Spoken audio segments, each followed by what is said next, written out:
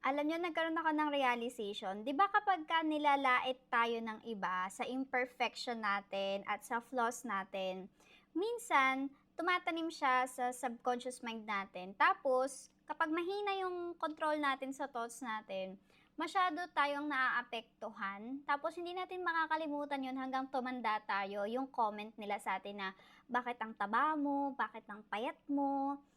Bakit ganyan yung face mo, bakit ang dami mong pimples, 'di ba? Parang, alam mo yun, parang nakatatak na siya sa memory ng isang tao pagka, alam niyo yun, gets niyo ako? So, parang hindi siya masarap sa pakiramdam.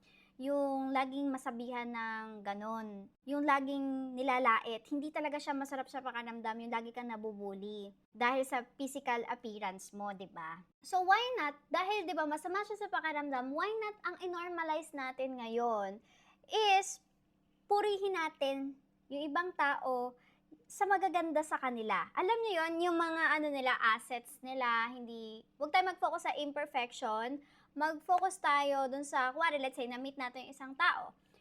Purihin natin yung taong yon, mag-compliment tayo sa taong yon, kahit sa maliit na bagay lang about sa kanya. Kasi, just imagine, pag nilalait mo isang tao, ang laki ng impact, like super negative yung impact, why not i-reverse natin ngayon?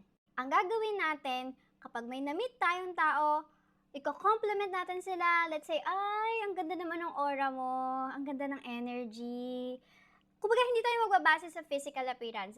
Ewan ko kung nagigets niyo yung point. Let's say, kuwari, ang ganda naman ng dress mo, ang ganda naman ng bag mo, saan mo nabili? Or ang ganda naman ng teeth mo ngayon. Wow, blooming. Wow, ang ganda ng skin niya. Ganyan. Wow, grabe, ang ganda ng shoes mo, saan mo nabili? Alam mo yon, yung kahit ganong simple lang, simpleng compliment lang, hindi natin alam, malaki na rin yung impact sa kanila, sa ibang tao.